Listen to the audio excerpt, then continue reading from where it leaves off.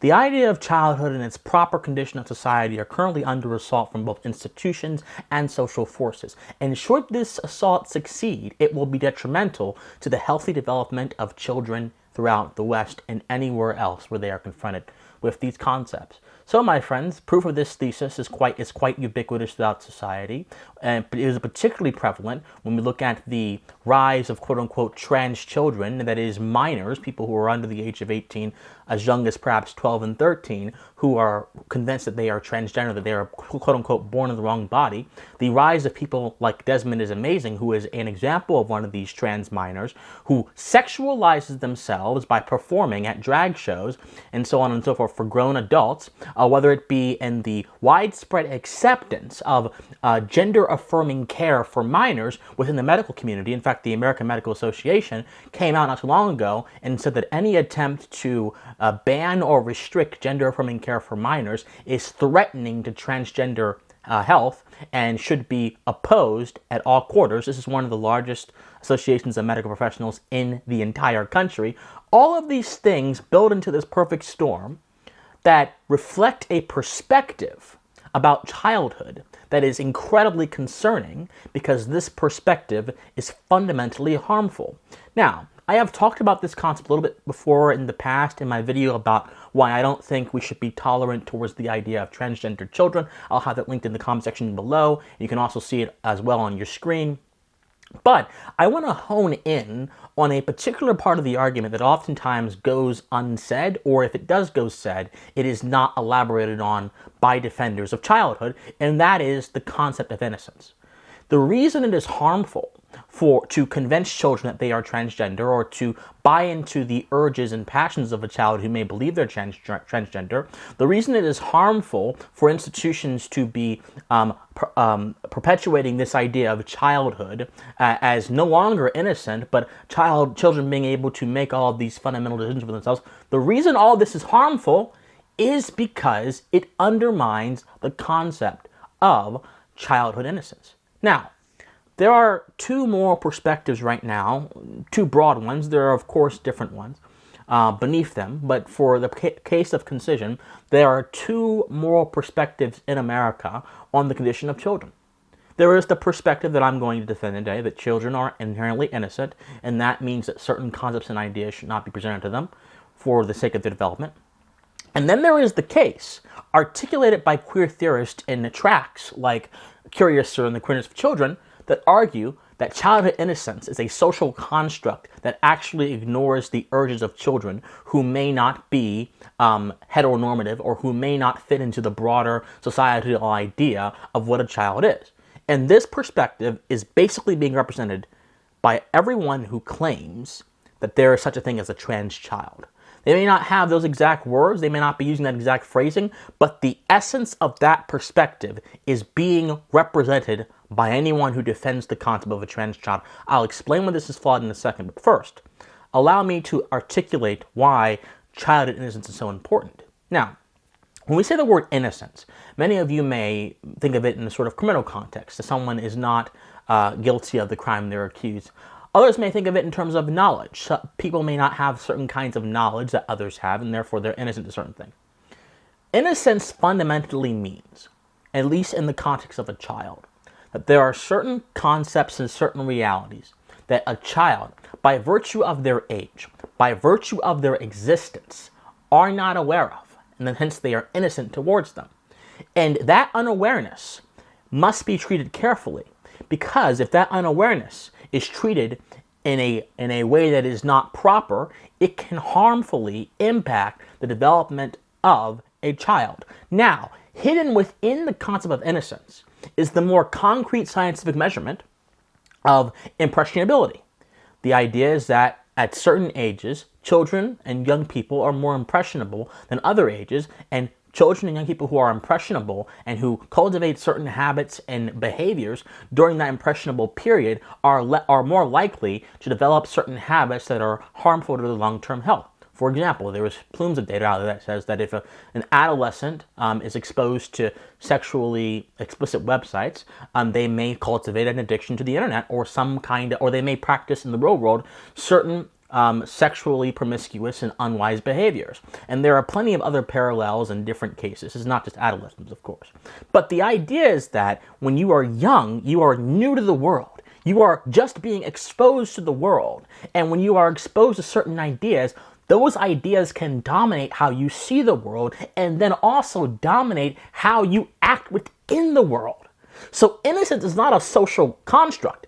It is a description of the natural condition of a child and a young person. Of course, there are different degrees of innocence. An 18-year-old, who by the way is still developing, will not have the same kind of innocence that a 4-year-old has.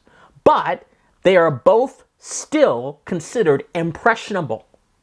Let's talk more about this concept of impressionability. Generally, when we talk about impressionability, psychologists and people who study children say that the impressionable ages, this is according to them, are between 12, 18, 19, 24. You'll even have some estimates that say between 0 and 7. Now, interestingly enough, according to the data, it is younger children, like incredibly young children, are much less impressionable than a child who begins to mature around age 7, age 8. So this is why you'll see a bunch of differing and conflicting estimates of who is impressionable. But it is well known that the brain does not stop developing until well into the 20s. And so the age ranges that are specified in the study I'm looking at right now, 12, 18, 19, 24, actually make quite sense. Because behaviors cultivated in these stages of a person's development can indeed impact their long-term health and their long-term development. Now, when it comes to certain ideas that children are being presented with, and particularly the idea that a child has who believes they're in the wrong body, and therefore they call themselves a trans child, we have to consider what are the mental effects of this idea on a child's well-being, and particularly on their understanding of the world. See, it's one thing to say that you can look at a bunch of things on the internet as a adolescent or as a child, and they can influence your behavior.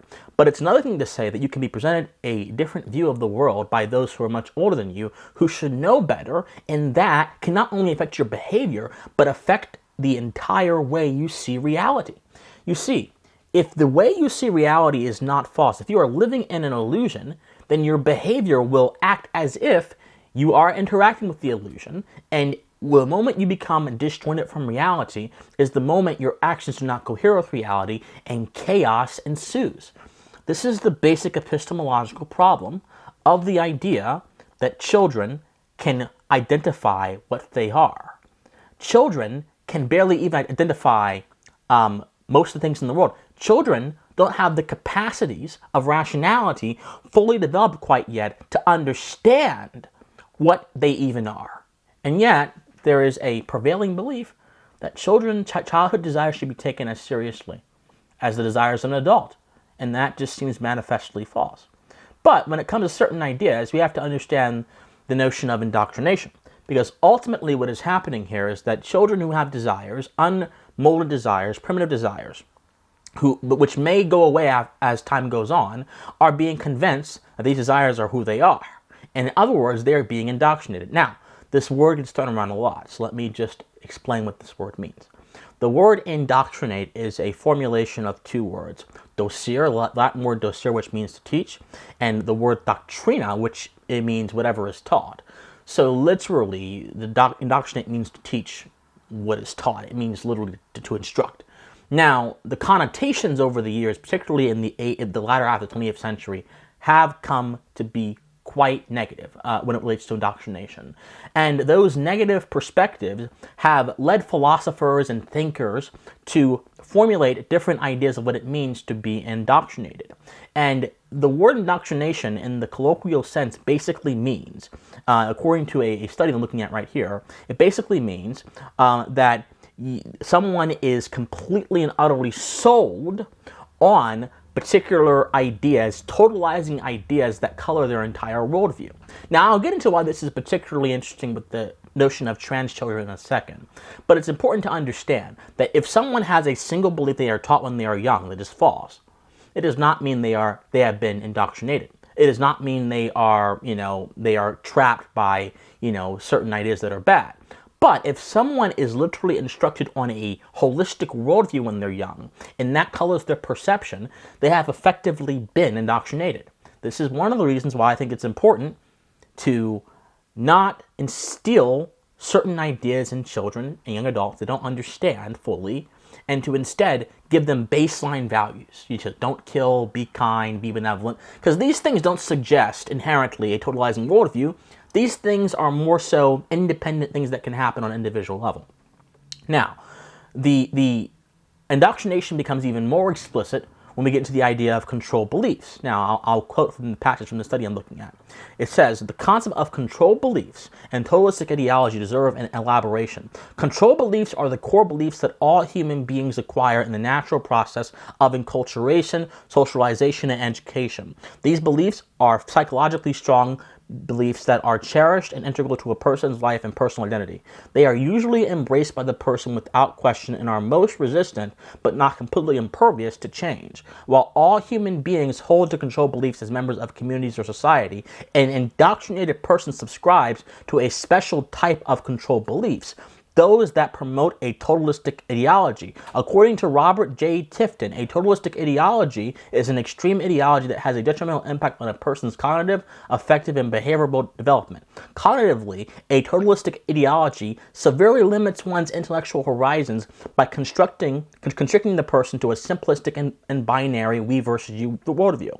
Effectively, such an ideology incites an all-or-nothing emotional alignment through intense affection and loyalty for one's leaders and fellow group members, and a corresponding hostility and hatred towards those outside the group. What follows as a behavior is a mobilization of extremist thoughts and destructive emotions to protect one's ideology, advance its causes, and eradicate all obstacles and enemies at all costs.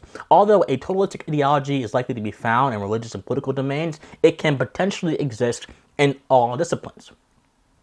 The idea of transgenderism, as it is articulated in the modern context, is a totalistic ideology.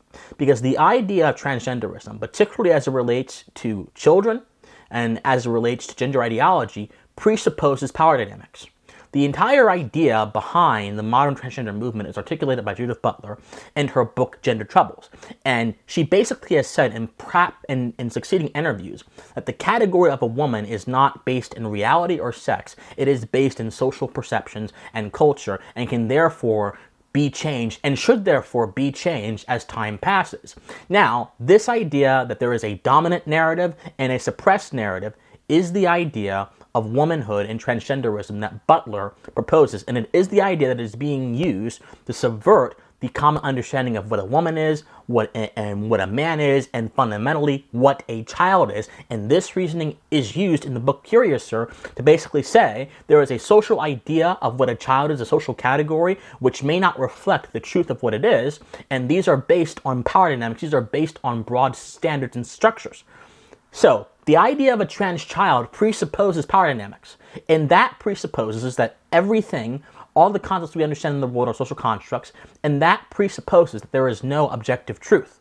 This is a totalizing ideology which blinds one's intellectual capabilities from actually understanding reality. To say that a child is trans is to fundamentally say not only that they are born in the wrong body, but it is also to say that they have the ability to choose what their sex and what their fundamental identity is when those things are fixed at birth. Once again, this is a totalizing ideology. So if the concept of a trans child presupposes several other ideas that are bad and that are demonstrably false and disconnect one from reality, we can therefore safely say it is wise for a rational and moral people to reject such ideas and their implications.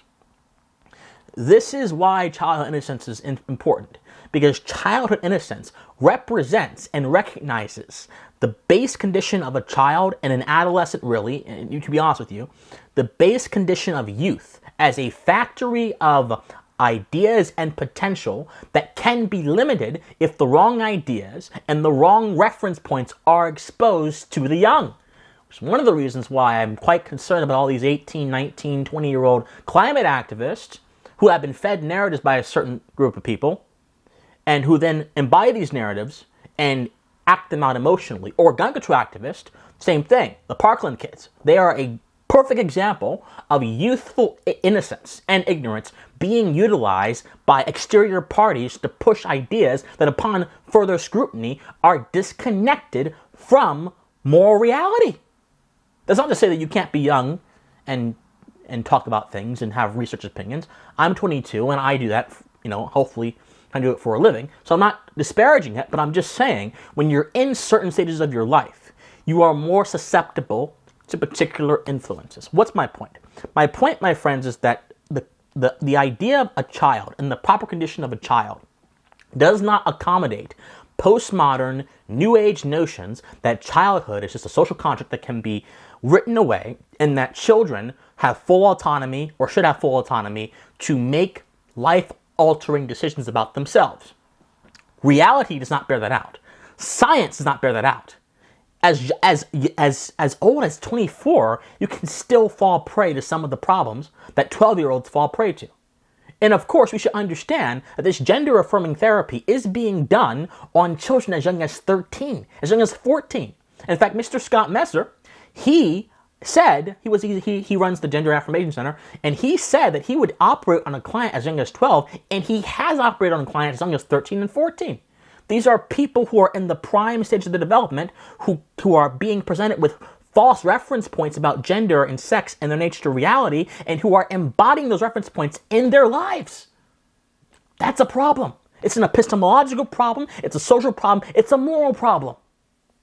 And in the face of all this data, in the face of understanding about holistic ideologies and what they do to people's minds and their brains, in the face of everything, how can you say that it is benevolent, or it is kind, or it is proper to assist a child in the fundamental transformation of who they are based on a false idea? The Tennessee bill, Tennessee Senate Bill 3, which bans drag performances, or rather adult cabaret performances, which is what it's called, from 1,000 feet from a minor, that's being called cruel and unfair. It's being called an attack on drag, which is not. The Tennessee House bill, which also recently passed, which bans gender affirmation therapy on minors, is also being called cruel and an attack on trans people. In fact, in the response to both measures, we have social organizations like the ACLU basically defending the idea of trans children. In the response, we have several. We have the Trevor Project, which is an anti-suicide group which helps LGBTQ youth or whatever, or in their mental health journey. They said the following: decisions about transgender medical care should be made between trans patients, their doctors, and their families. And and the Human Rights Campaign said these extremist lawmakers have intentionally made life harder and more dangerous for trans kids. So the idea of a trans kid presupposes all these other bad ideas, which are irrational and they are false according to the standard I set out for you guys. And yet they are being used as if they are a given. They're being accepted as if they are a given. That's a problem, my friends. It is not hateful to say that a minor has not the rational capability to render a judgment about who they fundamentally are. It is not hateful to use the organs of the state to restrict parents from harming their children by claiming what is opposite of reality. And it is not hateful to reject the notion that trans children are a phenomena that are genuine and real, but rather that they are a deliberate confusion sicked upon people who don't have the rational powers to discern the importance of these different concepts. If when a child grows up to be a man or a woman and they want to undertake these therapies, so be it. That's not my business. But when they're in the ripest stage of their life, where they are susceptible to so many different ideas, it is important to make sure that basic baseline values that are rooted in truth are affirmed, and wild political and social superstitions about the nature of gender, the nature of the human being, are firmly kept away from 10,000 feet of any child. My friends, love you guys so much. If you love me, please be sure to go to my Patreon, like this video, subscribe to this channel, share this video, comment on this video. I love you guys so much, and please stay pensive. Bye, guys.